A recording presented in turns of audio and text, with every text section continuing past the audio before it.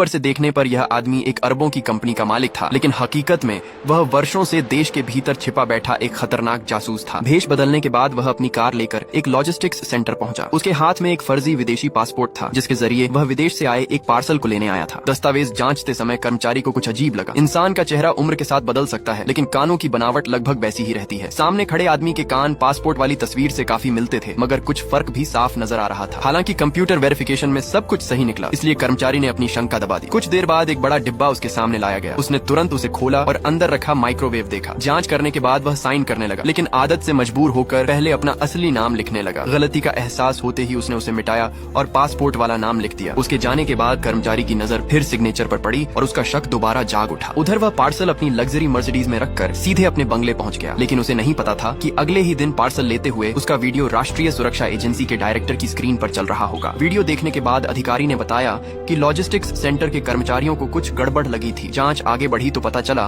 कि पासपोर्ट और फोटो असली थे, लेकिन जिस व्यक्ति के नाम पर पासपोर्ट था उसकी 6 महीने पहले मौत हो चुकी थी। विशेषज्ञों की जांच और बॉडी लैंग्वेज एनालिसिस के बाद लगभग तय हो गया कि पासपोर्ट इस्तेमाल करने वाला व्यक्ति कोई और नहीं बल्कि लीडर ग्रुप का सीईओ विक्रम मल्होत्रा था। यह सुनकर एजेंसी अधिकारी अर्जुन और उसकी साथी के चेहरे गंभीर हो गए। दोनों की नजर फिर उसी पार्सल पर गई। कुछ दिन पहले अर्जुन गुप्त रूप से विक्रम के घर में घुसा था और उसने एक बातचीत रिकॉर्ड की थी, जिसमें वह कह रहा था कि वह माल लेने के लिए पूरी तरह तैयार है। लेकिन सवाल था कि आखिर उस माइक्रोवेव में ऐसा क्या खास था। मामला समझने के लिए अर्जुन ने 2 इलेक्ट्रॉनिक्स एक्सपर्ट्स को बुलाया। एक्सरे जांच में माइक्रोवेव पूरी तरह सामान्य निकला, लेकिन एक बात अजीब थी। उसके सर्किट बोर्ड में एक अतिरिक्त चिप लगी हुई थी, जिसका मशीन के काम से कोई लेना देना नहीं था। विशेषज्ञों का मानना था कि वह चिप बाद में लगाई गई थी। यह सुनते ही अर्जुन ने विक्रम के ऑफिस की गुप्त तलाशी लेने की अनुमति मांगी। संयोग से उसी दिन दोपहर विक्रम और उसकी सहयोगी ने न्यूक्लियर प्रोजेक्ट की एक मीटिंग में जाना था। अनुमति मिलते ही अर्जुन बिल्डिंग का नक्शा लेकर ऑपरेशन पर निकल पड़ा। कुरियर बॉय का भेष बनाकर वह इमारत में दाखिल हुआ। सिक्योरिटी डोर का लॉक बाईपास किया और कैमरों से बचते हुए 23वीं मंजिल तक पहुंच गया। वहां पहुंचकर उसने कैमरे कुछ मिनटों के लिए फ्रीज किए और चुपचाप ऑफिस में घुस गया। सबसे पहले उसने कंप्यूटर का पासवर्ड क्रैक करके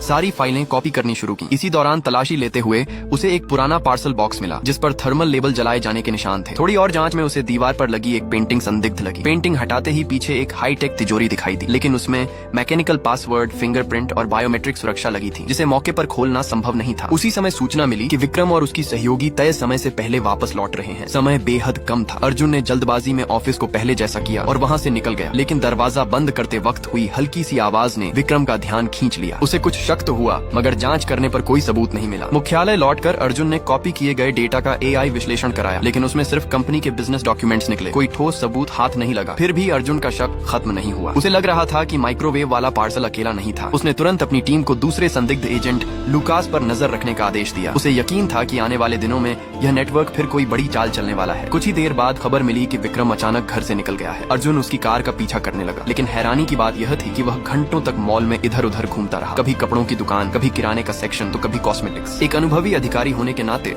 अर्जुन समझ गया कि यह सिर्फ ध्यान भटकाने की चाल हो सकती है। उधर उसकी सहयोगी एक ब्यूटी क्लब में गई थी। अर्जुन ने तुरंत टीम को उसके पीछे लगा दिया। बाद में पता चला कि उसने क्लब मैनेजर की कार लेकर चुपचाप एक लॉजिस्टिक्स सेंटर से दूसरा पार्सल उठा लिया और किसी को भनक तक नहीं लगी। जब तक टीम को सच्चाई समझ आई, वह वापस अपनी कार में पार्सल रखकर निकल चुकी थी। शाम तक दोनों संदिग्ध फिर अपनी कंपनी लौट आए। दूसरी तरफ एआई विश्लेषण भी किसी नतीजे पर नहीं पहुंचा। अब अर्जुन को पूरा यकीन हो चुका था कि दुश्मन अपना मिशन लगभग पूरा कर चुका है। उसने डायरेक्टर के सामने नई योजना रखी। उसका कहना था कि हर कदम पर पीछा करने के बजाय दुश्मन को आगे बढ़ने दिया जाए। अगले दिन न्यूक्लियर प्रोजेक्ट की मीटिंग के लिए पूरी टीम दूसरे शहर जाने वाली थी। विक्रम जो भी सामान इकट्ठा कर रहा था, वह उसे अपने साथ ले जाने की कोशिश जरूर करेगा। अगर ऊपर से आदेश जारी कर दिए जाएं तो लोग यात्रा कर सकते हैं, लेकिन उनका सामान नहीं। डायरेक्टर तुरंत उसकी योजना समझ गया और उसी रात उच्च अधिकारियों से संपर्क कर लिया। लेकिन इस अचानक बदलाव ने विक्रम की सारी रणनीति बिगाड़ दी। उसके पास अब 3 महत्वपूर्ण पार्ट्स थे, जिन्हें विमान में ले जाना बेहद जोखिम भरा था। सुरक्षा एजेंसियां कभी भी उन्हें जब्त कर सकती थीं। काफी सोचने के बाद उसने विदेश में बैठे अपने हैंडलर को फोन किया